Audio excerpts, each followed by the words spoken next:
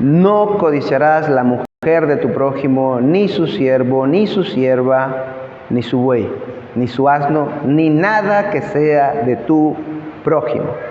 Llegamos al final de los 10 mandamientos. Una serie más. Gracias a Dios. Gracias al Señor.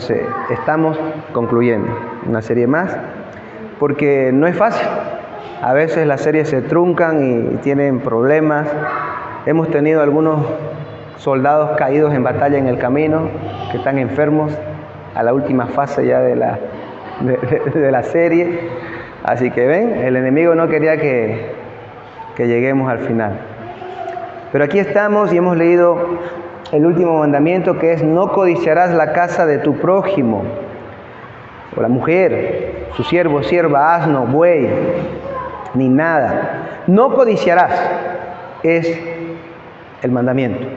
Eso es lo que vamos a ver hoy. Pero antes de entrar de lleno a la codicia,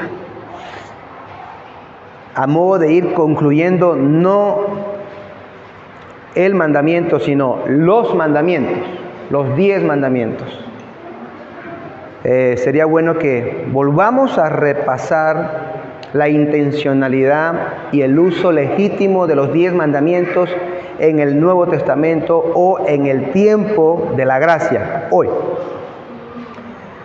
¿Están vigentes los 10 mandamientos, sí o no? La respuesta es sí y no. Esa es la respuesta. No, pues ciertos aspectos de los 10 mandamientos que pudieran haber sido ceremoniales, ¿ok?, o civiles, por ejemplo, el día de reposo, que en el Antiguo Testamento era el sábado, ceremonialmente es un día específico, sábado, ¿no? Pues ya no estamos bajo esa estricta norma ceremonial. Y sí, pues todos los 10 mandamientos expresan el carácter de Dios, expresan su voluntad, expresan su pureza, su perfección, su santidad, expresan su moralidad. Y como expresan su moralidad y nosotros somos su pueblo, entonces expresan lo que Él quiere que nosotros tengamos en el corazón, o la manera en cómo Él quiere que vayamos transformando nuestro corazón gradualmente para que se parezca o se ponga en sintonía con este aspecto moral de su corazón. Así que todos los 10 mandamientos están vigentes moralmente hablando. Dice la Biblia de Estudio de la Reforma lo siguiente, haciendo un apunte a lo que decimos: Dios demanda que vivamos de acuerdo con su ley moral, la cual nos ha revelado en la Biblia. La ley de Dios es el máximo estándar de la justicia y la norma suprema para juzgar el bien y el mal. Como nuestro soberano, Dios tiene la autoridad para imponernos obligaciones, para exigir nuestra obediencia y para pesar nuestra conciencia. Y la norma para hacer todo eso son los 10 mandamientos. De lo último que se dijo. Cómo Él impone obligaciones, obediencia, cómo Él pesa o mide dichas obligaciones basado en los 10 mandamientos. Que dijo Jesús se resumen en uno, que es ¿cuál? Amar a Dios con todo el corazón, alma, mente y fuerza. Y al prójimo como a ti mismo. Algo que dice aquí la nota de la Biblia de Estudio de la Reforma es muy importante: la norma suprema para juzgar el bien y el mal. ¿Acaso hay otras normas para juzgar el bien y el mal? Sí, hay subnormas que están subordinadas, no subordinadas, sino subordinadas a la ley moral o a los 10 mandamientos de Dios, que está en las conciencias de los hombres. Pero a veces esas personas no conocen, ni han conocido, ni van a conocer nunca los 10 mandamientos. Tienen una norma, sí, su conciencia, la cual dice Pablo en la carta a Romanos que está implantada en esa conciencia la ley de Dios. Así que la norma suprema y la norma que está detrás de cualquier otra norma, se podría decir anterior a ella o de menor estándar o fuerza o valor, es la ley de Dios. En este caso la conciencia es una norma, pero inferior a la ley de Dios, por supuesto. Dada por Dios, y cuando ella está bien instruida, bien usada para la gloria de Dios. Pero la norma para juzgar el bien y el mal, la norma suprema, no hay mayor, es Dios. Son sus 10 mandamientos. ¿Qué es bueno y qué es malo? Esa es una pregunta crucial. ¿Qué es malo? ¿Qué es bueno? Pues cualquier cosa que Dios diga que es malo, es malo. Cualquier cosa que Dios diga que es bueno, es bueno. No importa el qué. Porque al final, lo que es bueno es todo lo que se conforme al carácter de Dios. Cualquier cosa que se conforme a su carácter, eso es bueno. Y al final, todo aquello que contradiga el carácter de Dios, eso es malo, por definición. Así que en los 10 mandamientos lo que hemos visto ha sido el reflejo, la exposición del carácter de Dios, mientras los hermanos han ido uno a uno enseñándonos y mostrándonos los 10 mandamientos. El reflejo, el carácter de Dios, la voluntad de Dios para su pueblo, la manera en cómo se puede agradar a Dios, o incluso el parámetro en cómo puedo ver yo si me estoy acercando cada vez más al carácter de Dios. Lo que decía el salmista, deleítate en el Señor. Bueno, el parámetro o norma en cómo yo sé que me voy acercando a eso o no, es viendo también los 10 mandamientos. Ahora sí, directamente al último mandamiento, la codicia. Número 17. Leámoslos de nuevo. Dice, no codiciarás la casa de tu prójimo, no codiciarás la mujer de tu prójimo, ni su siervo, ni su sierva, ni su buey, ni su asno, ni nada que sea de tu prójimo. ¿Qué es la codicia? Una vez más acudimos a la RAE, la Real Academia Española, y vamos a tomar 2 definiciones de las 3 que daban, ya que la tercera es muy contemporánea y muy ya diferente. La primera es afán excesivo por la riqueza. Codicia. Afán excesivo por la riqueza. Número 2, deseo vehemente de algunas cosas buenas. Me hizo gracia un poco cuando lo leí, la verdad. Un deseo vehemente de algunas cosas buenas. Yo creo que es el deseo vehemente de lo que sea. No algunas cosas buenas. Entonces, afán excesivo de riqueza. Deseo vehemente de algunas cosas buenas. En hebreo, la palabra es chamat. Chamat. Y simplemente significa codiciar otra vez y desear. Así que tiene que ver con el deseo. No sé si era Confucio o Gautama Buda, o ambos, con seguridad uno de los dos, que decía que el problema del hombre, del cual el hombre se debe librar para ser feliz y estar en paz, es el deseo. Es el deseo. Es desear. Si el hombre no deseara, el hombre fuera feliz, dice. No solo decía era feliz, recuerdo que decía no sufriría, porque el sufrimiento está en el deseo. Si yo deseo algo y no lo tengo, sufro por querer tenerlo. Entonces, si yo no deseo nada, o me quito todo deseo, al final ni codicio, al final ni envidio, al final ni sufro porque alguien tiene algo que yo no tenga, ni sufro por tener algo que yo quiera tener o no tener, porque no quiero tener nada, no deseo nada. Ahora, Yo les digo una cosa, parecería que esa idea es certera, ¿no? Parecería que es verdadera. Porque, oye, pero parece verdad, ¿no? Pero no es verdad, porque hay un deseo. El deseo de no desear. Tengo el deseo de no desear, y como no obtengo el deseo de no desear, soy infeliz. La cosmovisión o la idea se contradice a sí misma. Porque la cosmovisión correcta o la idea, la forma correcta de enfocar el mandamiento es bíblico de parte de Dios. Y luego lo veremos a lo último, cómo se soluciona la codicia. Así que la codicia es afán excesivo de riqueza, el deseo vehemente de algunas cosas. Realmente la codicia es el deseo de cualquier cosa que no sea tuyo o que sea de tu prójimo. Más bien que sea de tu prójimo. ¿Cómo qué cosas? Bueno, el Señor no quiso que nuestra mente divagara en la imaginación. No quiso. Y dejó explícito el qué. O como qué cosas, por ejemplo, ¿no?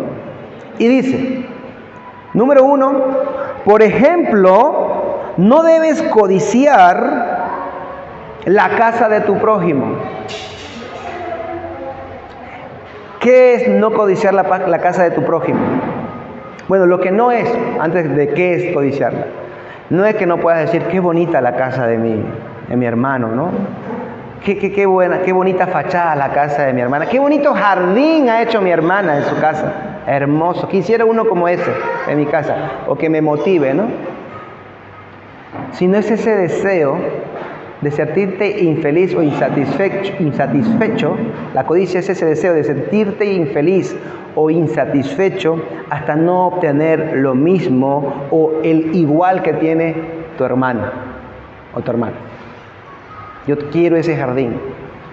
Ya sea hacer el mismo o ya sea robarle el jardín. Hacer algo para quedarme con ese jardín, ¿no? O ya sea construir lo mismo y afanado, buscar lo mismo,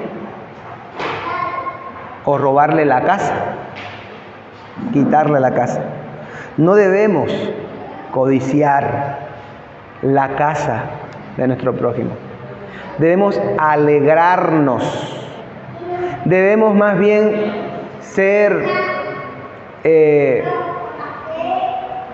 felices por lo que Dios le ha dado a otros. Y alegrarnos con lo que Dios les ha dado a otros o lo que otros tienen de parte de Dios. Y ser agradecidos con Dios por esas razones. En lugar de codiciar. En el mundo yo fui muy codicioso. Miraba ahí ese Nissan Z color mostaza. Yo decía, yo tengo que tenerlo. Yo lo quiero. Ese. Y miraba muchas otras cosas que yo quería, que yo deseaba, anhelaba, codiciaba. No debes codiciar la casa de tu prójimo, dice Dios. Y agrega, no codiciarás la mujer de tu prójimo. Nuevamente, ¿esto qué significa? Lo que no significa es que no puedo observar y comentar en su sano contexto y adecuado qué simpática es la hermana o la señora, ¿no? Qué buena moza la hermana, ¿verdad? Qué elegancia, ¿no? Eso no está mal, no es un pecado, aunque hay que tener su momento, su contexto para poder hacerlo, para poder decirlo. Lo que significa es ese, bueno, que ya hemos visto, ¿no? Se parece mucho al adulterio, es ese deseo de posesión de la esposa o esposo, porque esto también vale para las mujeres, de otro u otra. Es ese deseo de posesión. O ese deseo de querer hacer a tu esposa o a tu esposo como ese o como esa. Querer convertirlo, ¿no? En el mundo se da más drástico, más fuerte. ¿Por qué? Porque se quitan los esposos y las esposas unos a otros. Literalmente. Eso es lo que Dios está diciendo, no hagan. Y se lo está diciendo a ellos también, no solo a los cristianos. Los cristianos tienen la fuerza, tienen la libertad por el Espíritu Santo y la regeneración de poder hacerlo, de obedecer. Pero los impíos en su pecado han caído en eso y así viven haciendo eso continuamente. Codiciando la casa, la mujer, el hombre. Es tanto que así viven que con eso se entretienen en las novelas y les encanta la trama de cómo ella le quitó el esposo a él y cómo él le quitó la esposa a él también. Ese es no solo su conducta, sino su entretenimiento del mundo. Entonces, no, los cristianos no han, los hombres ni mujeres de Dios, de codiciar al esposo, al cónyuge de tu prójimo. Ni querer convertirlo en que se parezca a el que codiciamos, digamos, ¿no? A nuestro cónyuge. ¿Qué más? No codiciarás, y mire esto, interesante, el siervo de tu prójimo. Vamos a traducirlo y vamos a poner el trabajador de tu prójimo. Se puede dar. Quizá ninguno de nosotros tenemos un trabajador. Todos somos trabajadores para otros. Pero se puede dar que tenga usted el día de mañana un trabajador o dos o tres. Y se puede dar que dos personas, por ejemplo, llegan dos arquitectos aquí. Dos empresarios. Ambos tienen empresas constructoras. ¿Ok? Empresas constructoras. Y llega uno de ellos a contar que con él trabaja un arquitecto muy bueno, muy responsable, que hace todo a su tiempo. Y el otro hermano empresario, también constructor, dice, yo tengo un arquitecto que es un desastre. Se roba las cosas, nunca presenta nada a tiempo, no llega, a veces viene a trabajar, a veces no, es un borracho, no controla. Y de pronto empieza por detrás, al enterarse de que está esta otra persona, que sí es siervo, es un trabajador de mi hermano, ¿no? De mi hermano en la fe, empieza a querer quitarle a ese trabajador para llevárselo a su empresa. Codicia el buen hacer de un trabajador que pertenece a otro hermano. Eso es como lo de las esposas. Jesús, mire, Dios está poniendo aquí el nivel de fidelidad y de no poner el ojo en las cosas de otra persona al mismo nivel del adulterio, de no codiciar y de no adulterar con la mujer o el hombre de otro. Muchas veces en el mundo, entre amigos se dice, la novia de mi amigo es sagrada, ¿no? Sí, y todo lo demás es sagrado de tu amigo, no solo la novia, todo debería de ser sagrado, incluso cualquier trabajador que trabaja contigo debería ser sagrado. Eso es lo que está tratando de decir el texto. Incluso su siervo no lo codicies para ti. Búscate otro, fórmalo tú. Encuéntrate uno igual que el que él tiene, pero tú no codicies al que él tiene. Y eso se ha dado. Ha habido problemas ¿no? Eso es lo que pasa en el fútbol, pero no se los roban, se compran, ¿no? Se hace un transfer y se pagan 300 millones por un pateapelota de cuero. ¿Ah? Así que no codiciemos al siervo ni la sierva, ya sea hombre o ya sea mujer. El por qué el Señor quiso poner ni su siervo ni su sierva, quizás para aclarar, no. El hecho, si pongo siervo y no pongo sierva, entonces me puedo robar a la sierva. Y aquí no sierva en el contexto de las iglesias cuando hablan de la sierva que le gusta al siervito, sino en el contexto también de una mujer trabajadora. Entonces tengo esta mujer trabajadora del hogar, que de alguna manera trabaja tan bien, limpia tan. Y yo tengo una que no lo hace. Dice otra hermana, a ver si un día me la puedes prestar a esa señora que trabaja un fin de semana en mi casa. Va, y luego él le dice, ¿por qué no te quedas conmigo? Yo te voy a pagar más. Te voy a robar. ¿Eh? No. Entonces, tanto hombre como mujer. Aún más, dice el Señor, ni su buey y ni su asno. ¿De quién? De tu prójimo. ¿Qué cosa? Lo codicies. Lo cual puede significar también, en el contexto de aquella época, la herramienta de trabajo, la herramienta de cultivar tu hogar, tu casa, tu huerta personal o tu huerta para vender. Cualquiera de las dos cosas. Tenías tu asnito, tenías tu buey. Dice, ni eso le codicie para robárselo, ¿no? Te lo pides prestado y luego no se lo devuelves. Qué gran cosa más, vamos a llamarla impía, es esa de prestar algo y no devolverlo, ¿verdad? Aunque sea una cuchara sin valor, sobre todo si son libros. Por eso yo estoy pensándome lo de prestar libros. Prestar y no devolver. ¿Por qué? Porque al final en realidad lo que yo quería era quedármelo. Y esa fue mi estratagema. Porque yo quería exactamente eso. Bueno, en el contexto de aquella época es eso. Es complicado ponerlo en su contexto hoy. Podría ser cualquier herramienta de trabajo, ¿no? Que pudiéramos tener el uno con el otro.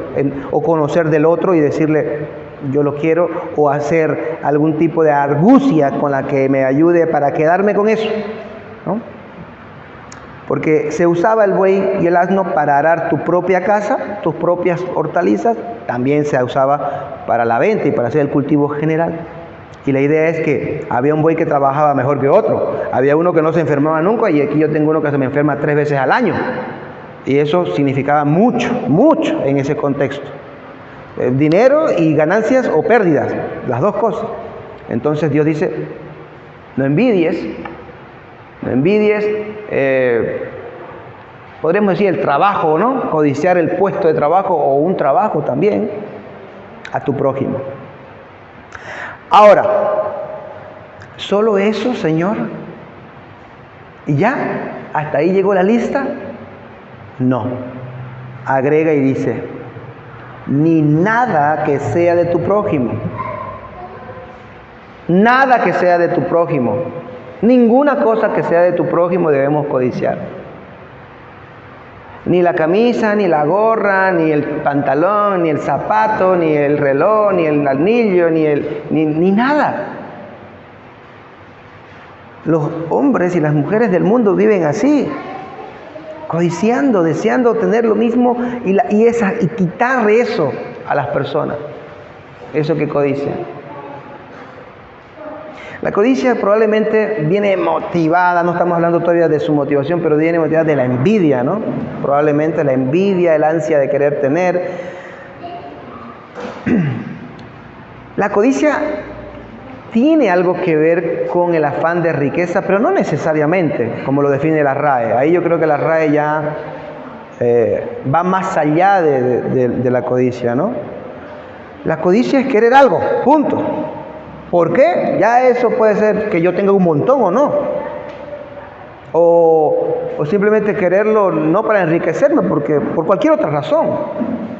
Puede ser enriquecerme una o otra, por la que yo quiero ese algo.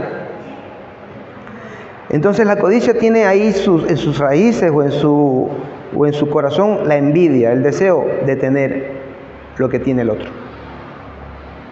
Por eso no se habla de no envidiarás, sino no codiciarás, que implica la envidia, ¿no? ¿Qué no debemos codiciar? Nada. Solo que aquí se ha puesto lo más importante.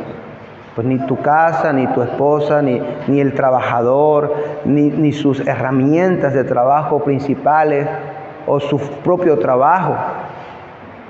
Ni nada que sea de él debes codiciar. Nosotros, como cristianos, en el nuevo pacto, más bien damos gloria a Dios una vez más, aunque me repita, agradecemos por el bien que Dios le da, por las bendiciones materiales, aunque no son de las más importantes en nuestra vida, pero son necesarias, que Dios otorga a su pueblo, más bien nos alegramos. Si a usted le suben el sueldo, si a usted le dan un mejor trabajo, si a usted le va bien por acá o a usted le consiguió algo hermoso, alegrémonos, seamos felices por el bien que reciben los demás. En lugar de envidiar y luego codiciar. Es que yo quiero. Recientemente,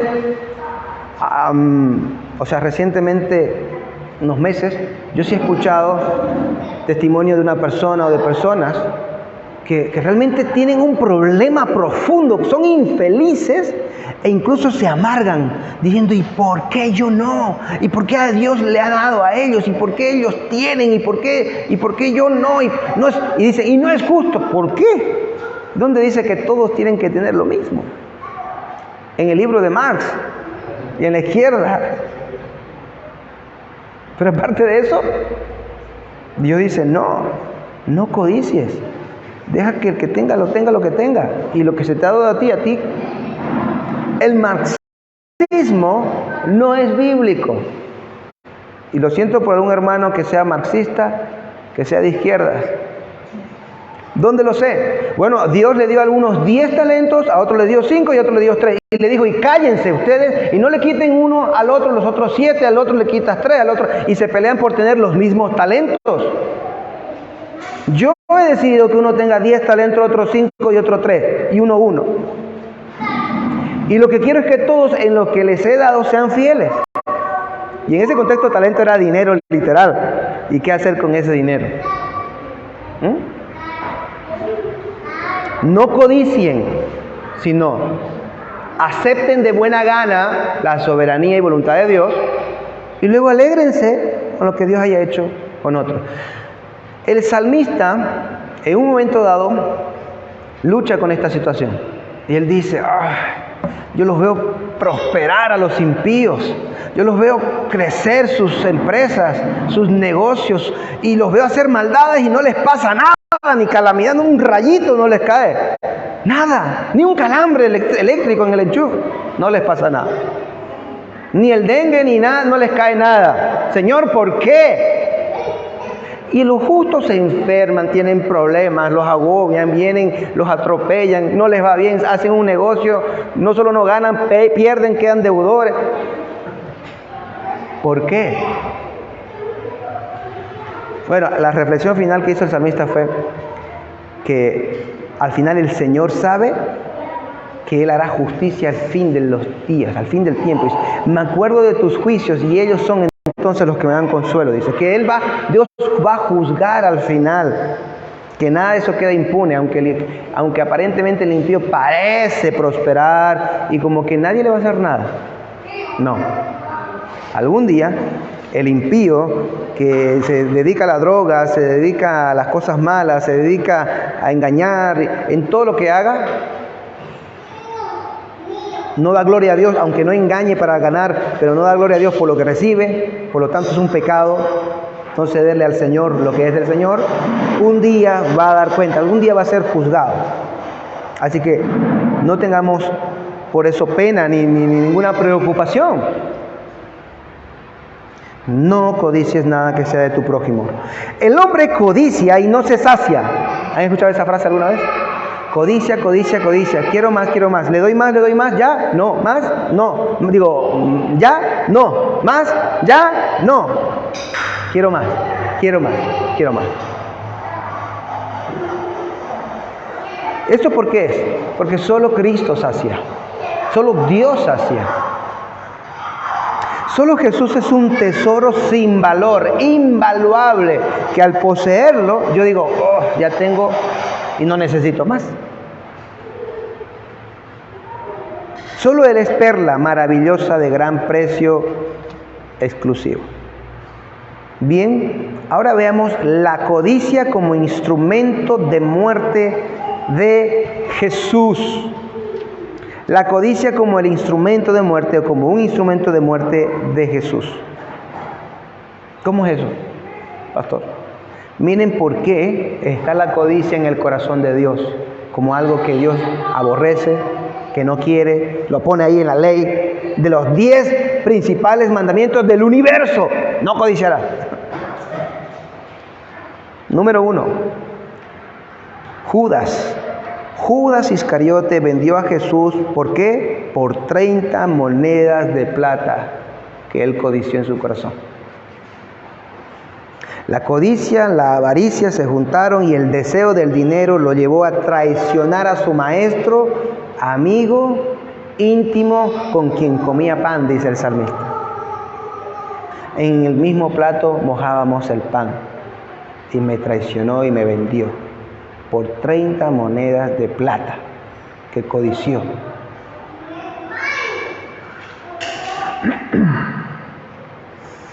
¿A quién vendió por 30 monedas de plata codiciadas? Al que lo valía todo, al que lo valía infinitamente todo, al Mesías, al Salvador. Ahora, acuérdense de los fariseos. ¿Qué dijo Jesús de los fariseos? ¿Qué dicen los evangelios? Amantes del dinero y de las riquezas. Se burlaban cuando Jesús hablaba de la austeridad, de la humildad, de no buscar riqueza y no el afán, digamos, ¿no? Él decía, se burlaban ellos, se reían, porque amaban el dinero, dice. Lo amaban, lo codiciaban. Los fariseos y los saduceos, entonces, amantes del dinero, Jesús les había quitado protagonismo a ellos. Como fruto de ese quitarle protagonismo, la gente estaba dejando de oírles y estaba dejando de seguirles. Entonces, si ya no tienen tanto protagonismo, ya no me escuchan tanto, ya no me siguen tanto, conclusión, ya no contribuyen con tantas ofrendas y donaciones. Un día vi un video de Guillermo Maldonado, hace, no sé, 2 años, 3 años, en donde, bueno, la idea era que le ponía algo como Guillermo Maldonado enojado con su gente. Bueno, yo le di. Y estaba justificándose y hablando pestes contra su gente que se había ido de su iglesia.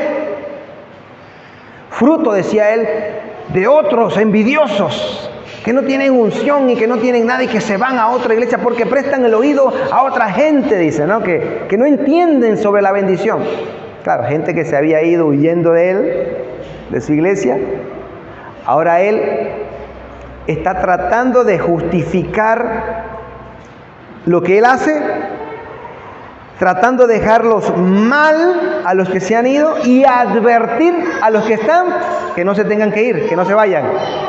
¿Todo esto por qué? Porque estaba empezando a afectarle el dinerito. Estaba empezando a afectarle, si se me van 200 personas de mis 23,000, 200 por, a ver, que me den el pacto, el diezmo y la ofrenda, la primicia, son 4, como mínimo $100 al mes. No, esto es mucho.